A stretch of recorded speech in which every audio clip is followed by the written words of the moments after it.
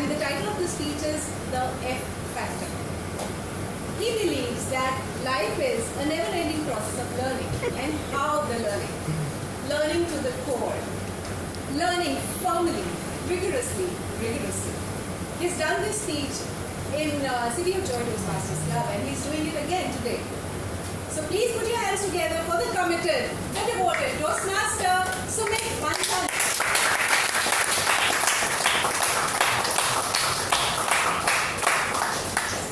This evening, my talk centers around a four-letter word which begins with the letter F. Now, before anyone in the room starts getting any ideas, let me start with the caveat that this is about fear.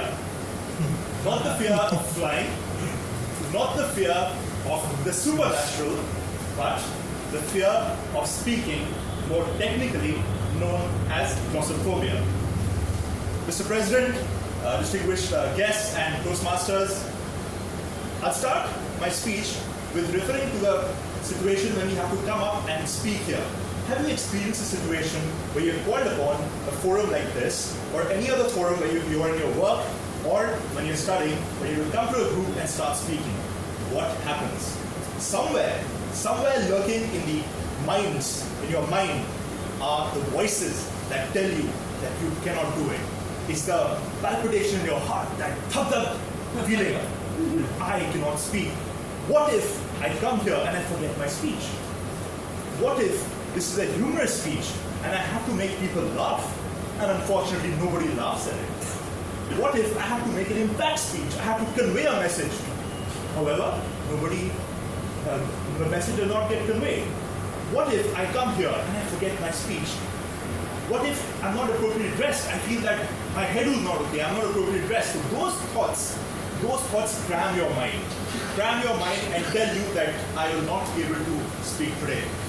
Statistically, if you look at statistics, 10%, on the one spectrum, 10% of speakers are the ones who are extremely confident about speaking. It's not that they deliver great speeches, but they have the zero fear factor. It's as if you wake them up in the middle of the night and tell them, dude, you need to give a speech. No problem, I'll do it right now. So that's the level. They have a real buzz in terms of coming across and speaking. On the other hand, the other 10% of the spectrum are the people who are genuinely terrified at the prospect of public speaking. With a lot of cajoling, with a lot of convincing, even after all that, they cannot muster the courage to come up and speak here. So these are the two ends of the spectrum. However, in the 80%, where quote unquote the janta, where most of us lie, are the people for whom speaking is a process. You have a mentor, you write down a speech, if time permits, you speak in front of a mentor, then you get the feedback, you come to a forum like this, speak it, get evaluated. So it's a cyclic process. And you learn, and every learning is an opportunity for you to better yourself. I like to equate it to a social media tool. Now, how many in the room actually use or have used Facebook? Okay, so it's a majority, so it makes it easy to relate to it. Now on Facebook, you've got on the one side speakers who would start pressing the like button at the drop of a hat. I haven't pressed the like in the last 1 hour or the last half an hour. I need to like something. So that's one end. The other end, well, I'm not a Facebook person. I don't like social networking. I'm a LinkedIn person. I like professional networking. Don't like Facebook. The other, the 80%, the media are the people for whom I think Mark would be very happy, are the ones for whom Facebook is being used as it's designed. To be able to be in touch with friends and family, to be able to look at your notifications and to be used as a pure social networking tool. So that's how the speakers are classified. Now coming to the fact that if you've got fear, even the best speakers, if you ask questions, they at some moment have fear. The trick is to overcome it. Now there would be many ways to do it. I like to focus on 3 ways in which you can look at speaking and how you can overcome fear. The first thing, which is pretty basic, it's always good to simplify things and look at simple ways to do it, is look in front of a mirror. When you look at a mirror, it's yourself. It's you. You know where your lacuna lies. You know how you're speaking. You know what you need to work upon. So that's one way that a lot of people find it useful to come and look at a mirror and start speaking. The second thing is try to weave your speech.